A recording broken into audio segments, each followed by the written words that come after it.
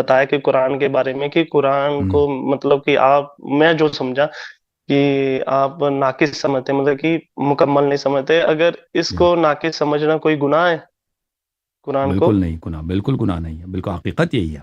کیونکہ یہاں پر حقیقت یہی ہے. کیونکہ میری دیکھیں بھی کہ ایک دو. جی جی. میں آپ کو عرض کرتا ہوں کہ حضرت رسول صلی اللہ علیہ وآلہ وسلم دنیا صلی سے اللہ چلے علیہ گئے. انہوں نے امیر المؤمنین علی علیہ الصلوۃ والسلام کو اپنا وصی بنایا، خلیفہ بنایا، اور ان کو حکم دیا کہ میرے بعد آپ قرآن کو جمع کریں. اور انہوں نے قرآن کو جمع کیا جیسے رسول اللہ صلی اللہ علیہ وسلم پہ نازل ہوئی ہے، کسی حرف کو ضائع نہیں ہونے دیا. لیکن صحابہ نے انکار کر دیا قبول کرنے سے. جیسے انہوں نے امیر المؤمنین علیہ السلام کے گھر کو جلایا، جیسے ان کی بیوی کو شہید کیا، جیسے انہوں نے اپنا خلیفہ بنا دیا، ٹھیک ہے نا، ابو بکر عمر کو خلیفہ بنا دیا، کالان کہ اللہ اور رسول صلی اللہ علیہ وسلم نے ان کو خلیفہ نہیں بنایا تھا. تو انہی لوگوں نے کیونکہ ان کے پاس قرآن نہیں تھا. قرآن کس کے پاس تھا؟ اہل بیت علیہ السلام کے پاس تھا. ان کے مقابلے میں ان لوگوں نے قرآن اپنا جمع کرنا شروع کیا. صحابہ نے، ہر ایک نے، ابو بکر نے اپنا، عمر نے اپنا، بھئی وہ زید بن ثابت، فلان ابی بن کعب، فلان نے، کہ ان کے پاس قرآن نہیں ہے.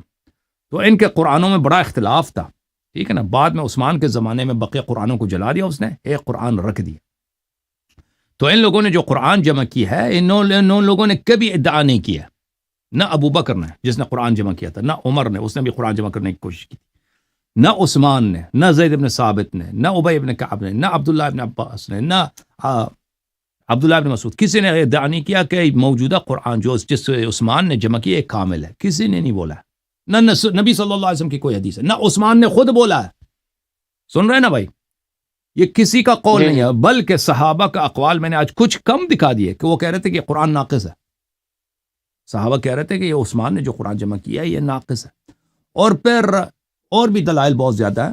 تو یہ کہ قرآن، اور یہ لوگ جنہوں نے قرآن جمع کیے یہ کوئی اتنے ایماندار لوگ نہیں تھے. یہ وہی لوگ تھے جنہوں نے اہل بیت علیہ السلام کو شہید کیا، ان کے گھر پہ آگ لے کے آئے تھے، امامت دین میں مختلف قسم کے بدعات داخل کیے، تراویح دین میں داخل کر دیا، طلاق کو چینج کیا ہے، نماز کو چینج کیا، اذان کو چینج کیا، وضو کو چینج، سب کچھ کو چینج کیا.